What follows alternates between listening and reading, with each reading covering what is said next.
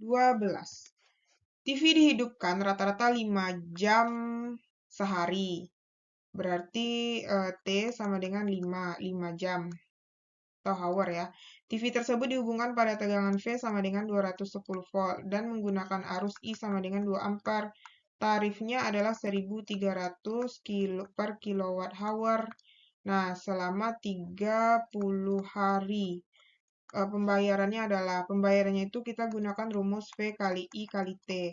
Berarti 220 dikali 2 dikali T-nya kan 5 kali 30 hari. Berarti ini dapat hasilnya nanti adalah 66.000 watt hour. Kita jadikan kilowatt hour 66 kWh. Nah, untuk pembayarannya berarti 66 kWh dikali 1.300 per kWh. Coret-coret. Berarti ini dapat 85.800 rupiah. Jawabannya D.